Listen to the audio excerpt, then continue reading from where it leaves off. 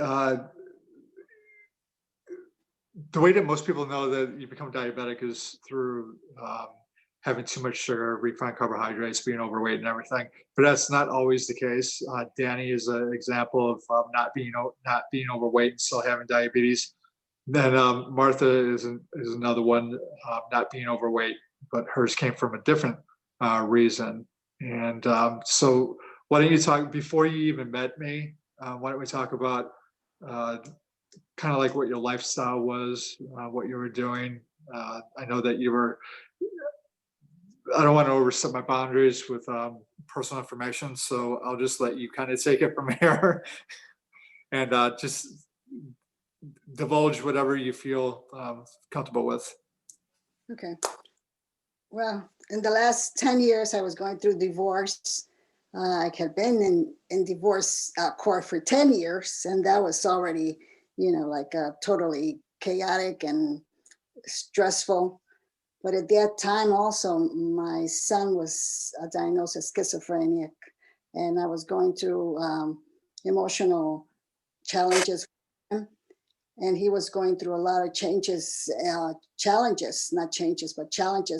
with the medications. And of course, I was taking it all in because I was the one that was helping with his anxiety, and I was having anxiety attacks also.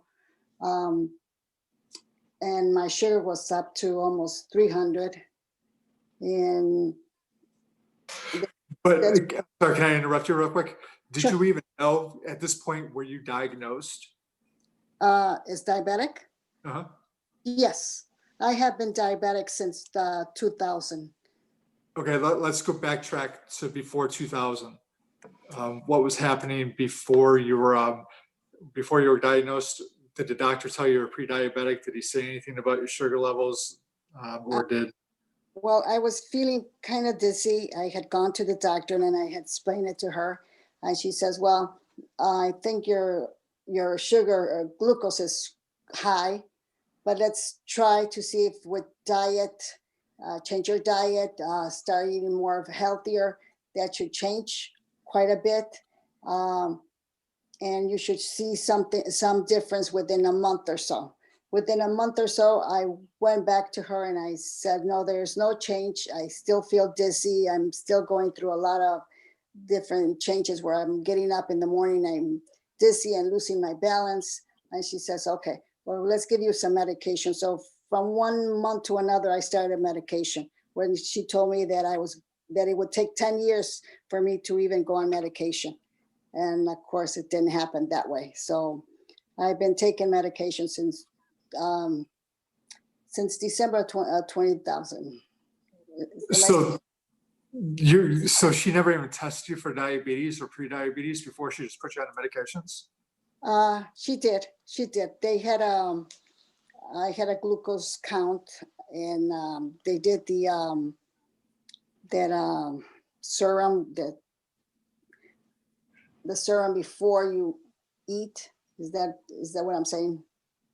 Do you remember if it was a glucose drink? Is that what they gave you? It was like a 75 ounce. Like some orange drink, like really sweet. Okay, so that's what it's a standard is 75 grams of pure glucose. So what they were testing. So did they test you several times during a short period of time, or did they just take one blood draw from you? One time. Huh. Okay. All right. And at that point, they diagnosed you as being a diabetic at that point? Yes. Okay. And so I've always had quite a stressful lifestyle. So that I have to say, it hasn't really, I had 4 kids and they were all my responsibility, all by myself. So that was stressful. And I had to transport them back and forth, and each was a different timing. And so it was just, I guess I had to do a lot with it too, that I became stressed out and I couldn't cope with it for a while. Okay. When they said that you needed to change your diet, did they give you any recommendations, or did they say, did they give you a low-fat diet plan? Yes, Yes, they did. And most of the time she told me just, limit yourself on what you're really eating now. Kind of cut down a little bit more on everything. And it's mostly vegetables that you have to eat. Cut down on the sweets. Once in a while you can have something, but not all the time. That's about what she told me. Okay. And they show me films on it. That was about it. Okay. So do you remember what